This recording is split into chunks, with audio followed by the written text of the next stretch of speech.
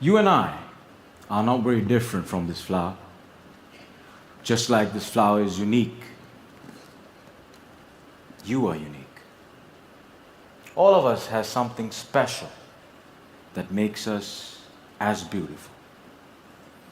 Do you know what makes you special? Now, the answer to that can be a little difficult to find, because sometimes life has a cruel way of picking out your petals, breaking you in two, and throwing you into the trash. And when you're broken, it's very difficult to feel special. Mr. Cottage Chair, my fellow flowers, I can remember the first time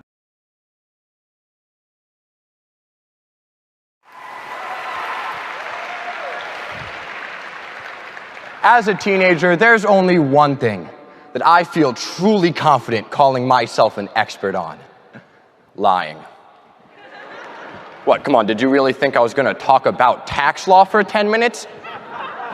No, I lied. Something that I do quite often, and, well, if I do say so myself, quite well. No big lies, though, just little white lies, you know?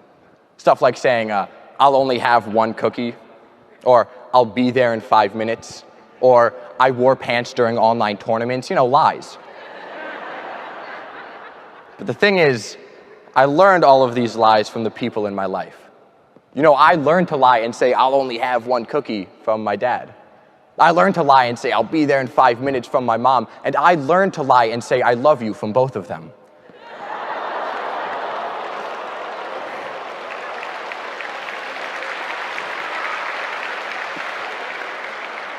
But it is not just me who lies. And it's not even just teenagers who lie, it's everyone. From children, to parents, to Democrats, to Republicans, to judges who don't give me the one. Everybody lies.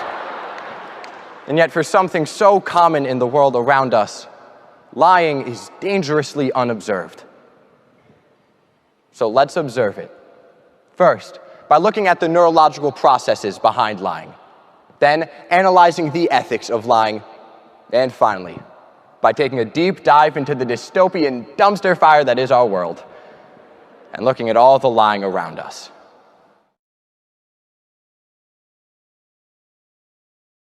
I was backstage listening to Mahatria Ra, beautiful speech, but there was only one thing that was going in my mind.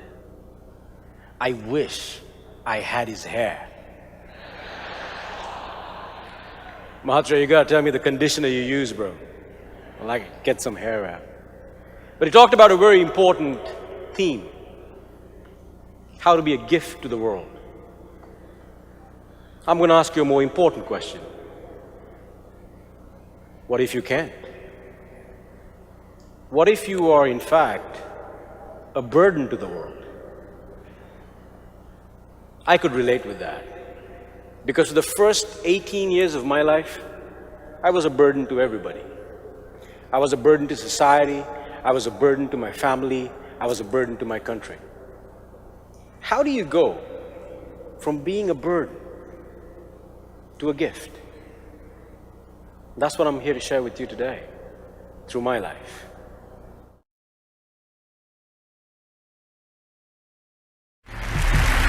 Good morning. How are you? It's been great, hasn't it? I've been blown away by the whole thing. In fact, I'm leaving.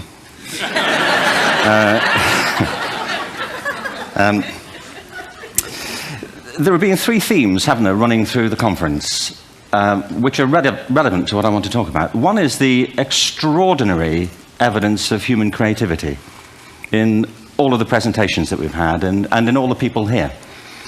Just the variety of it and the range of it. The second is that it's put us in a place where we have no idea what's going to happen in terms of the future.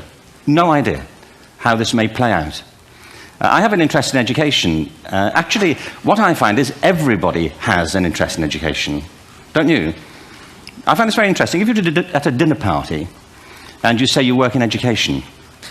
Actually, you're not often at dinner parties, frankly,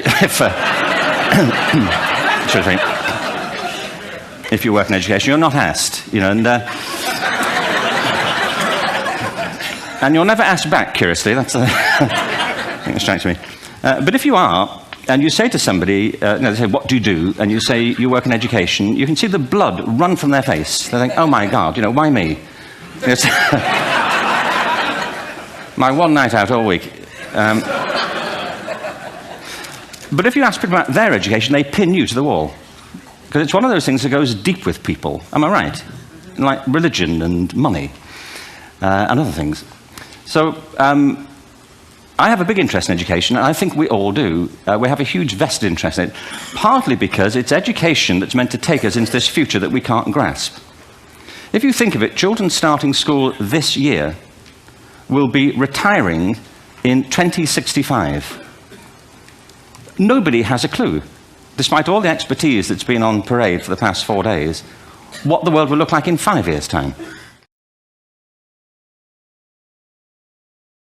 Hello, my name is Liz Wallace, and today I'm going to be presenting on a cultural shift in Madagascar and how that's affected lemur conservation efforts there. Good morning, everyone. My name is Brenda. I'm a sophomore studying computer science and economics here, and I'm excited to present my research from this quarter to you on fighting tech addiction. I wanted to start us off with a couple of quick questions, though. What was the first thing you did when you woke up this morning? You got it. Right, so if you're like 60% of Americans, you checked your phone within 5 minutes of waking up this morning. Here's another one. Think back to the last social event you went to. Did you check your phone? 89% of Americans report using their phones during their last social interaction. And something that's even crazier than that, 82% claim that it deteriorated the conversation.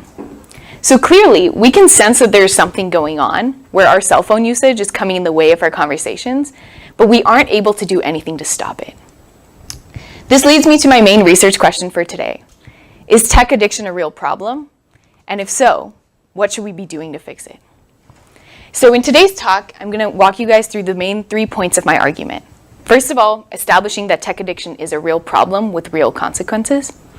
Then talking about specific design choices that the creators need to be making in order to curb its effects. And finally, thinking about ways that we can incentivize these changes to occur. So let's